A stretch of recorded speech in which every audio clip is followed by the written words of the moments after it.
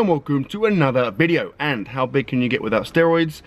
I don't know. Otherwise, there will be no point in making this series, you know? Right, things are starting to feel good. This week, things are starting to fall into place, bulking wise. I'm starting to feel really good. I weighed in this morning at 102.6 kilos, which is like 226 pounds, which is pretty much the heaviest I've ever been.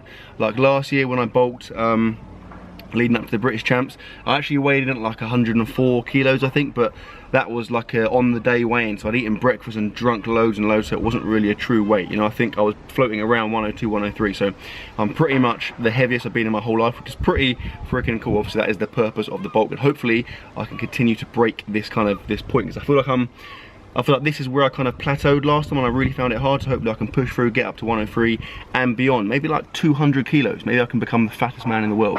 Who knows? Now, the weight gain and the bulk success in general is pretty much can be attributed to one thing.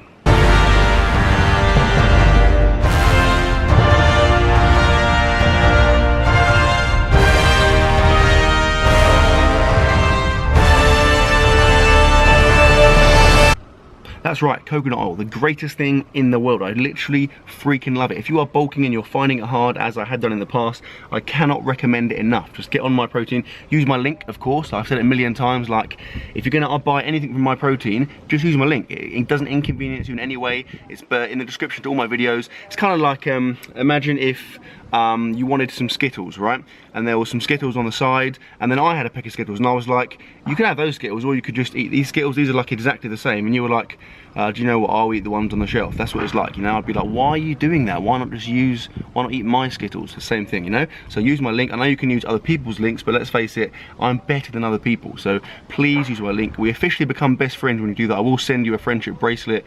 We can exchange like pen pal typewritten letters, you know, so just please use that. Yeah, but yeah, in all seriousness, coconut oil does make it so much easier. Like when I was bulking again for the British champs last year, it was horrendous.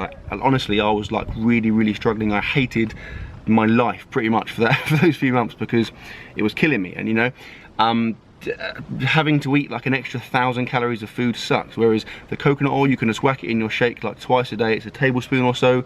You can melt it. Honestly, it's quite nice. It is like thick, but it is honestly quite nice, and that is your bulk done. It's so easy, so definitely recommend that. But anyway, moving on.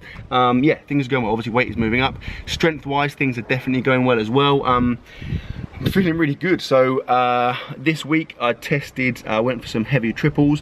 I squatted 235 kilos for 3, which is about, I think it's about 520 pounds, which is the best triple I've ever done, and I'm excited. I think that sets me up hopefully to go for a PR soon.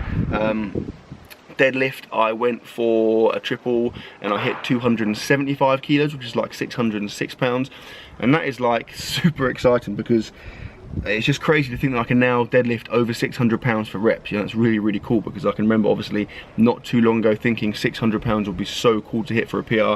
So to be hitting that for a triple, and bear in mind that's after my squats and obviously not being deloaded at all, pretty freaking exciting. And then bench press, I literally just bench pressed a minute ago, and I hit, this is awesome as well, I hit 150 kilos, which is like 330 something, I think, maybe, for a set of 4. I was going to be happy with a triple. I got 4, and the first 3 felt really easy, so that is obviously mega exciting as well.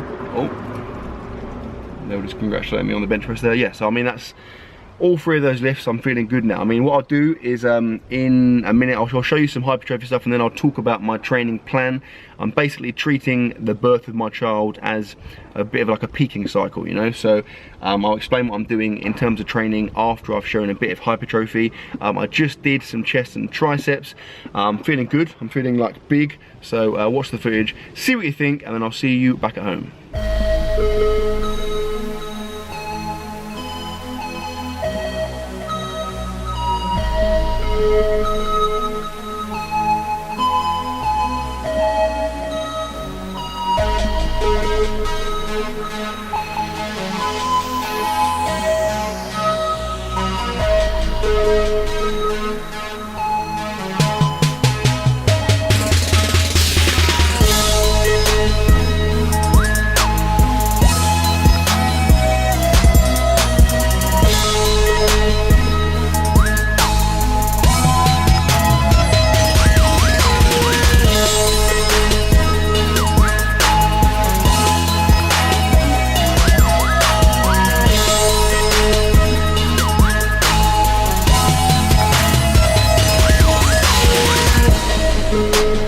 go. What do you think? I feel like I'm looking pretty good. I feel like I'm looking bigger. I feel bigger. I definitely am bigger. I can tell because like my clothes, they're already like tight, but they're getting ridiculously tight. Like I can't really fit in quite a lot of the clothes I've owned for a little while, which is pretty inconvenient to be fair. I think I might just invest in some body paint because obviously that's a lot cheaper, and you have a lot more choice. You can just make up patterns, t-shirts, long vests, you know, whatever you want really. So that's definitely the way forward, and as far as I'm concerned.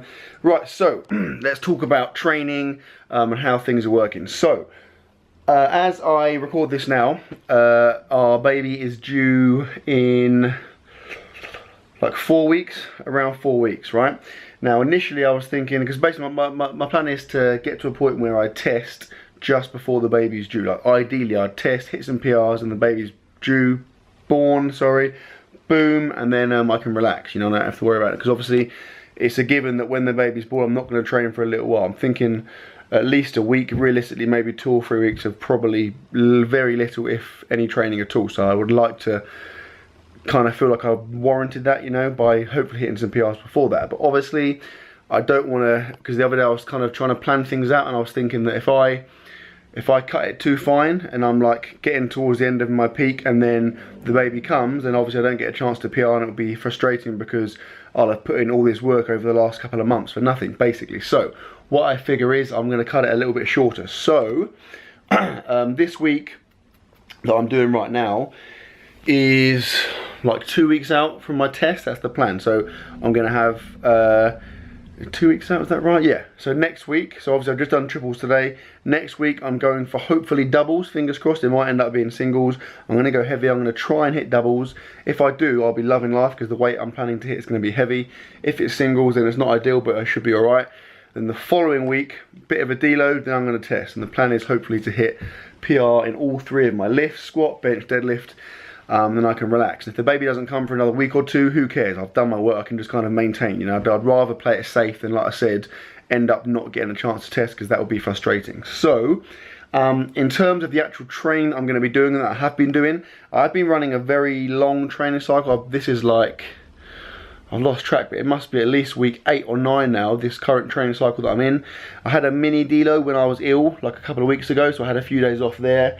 But pretty much I've just gone the whole way through with a lot of volume, a lot of heavy stuff, a lot of high rep sets. It is now coming down.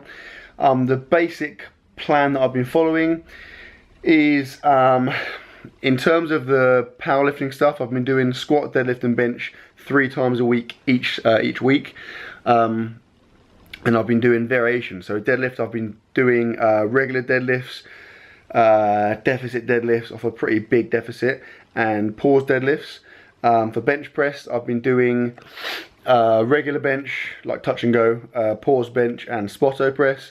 And then for squats, I've been doing regular squats, pause squats and front squats, which I hate, but they're coming on. If you look back and watch my other videos in this series, so the how big can you get without steroids, you'll see all kinds of lifts and all kinds of stuff I've done in those videos, so that'll be quite insightful. And in terms of bodybuilding stuff, it's pretty simple. I just split my training up into push and pull. So I have essentially 3 pull days and 3 push days. I couple the push workouts, which is obviously chest, shoulders, triceps, any of those 3 muscle groups. I couple those with bench press sessions. So I'll bench and do a push workout. And then the pull workouts I couple with my deadlift and squat. So I'll squat, then deadlift, and then I'll do a pull workout. And that's basically how I do it. And to be honest, whatever training protocol, whatever powerlifting stuff I'm doing, that generally is how I work my training out, because I just feel like it makes sense. I don't like putting squats and deadlifts on separate days because I don't feel like you get enough recovery. And obviously, although it seems unideal deadlifting after squatting, ultimately that's what you're going to do in a competition, so you might as well get used to it. That's basically how I see it. But that's pretty much that. You know, I could go into obviously more detail, but I don't want to bore you. I don't want to give away my crazy secrets. Yeah, like I said, if you go back and watch the videos in this series, you'll see, you can probably piece together most stuff. But yeah, that is basically it. I'm normally in the gym for like an hour and a half, sometimes 2 hours if it's a squat and deadlift session, sometimes just over an hour if it's just a bench, like a short bench session. But that, my friends, is pretty much that. So I'm going to leave the video here because I think it's quite long. Although long things are good, particularly snakes that have entered a long snake competition. Yeah, so I hope you've enjoyed it, guys. If you have enjoyed it, please give it a thumbs up. If for some bizarre reason you haven't seen my 10,000 calorie dessert challenge, what I put up like the other Sunday, go and watch it now. Was it other Sunday? When would it have been up when you watched this? Sunday before last. Go and watch it now, you crazy freaks, because that was incredible. And I will see you tomorrow.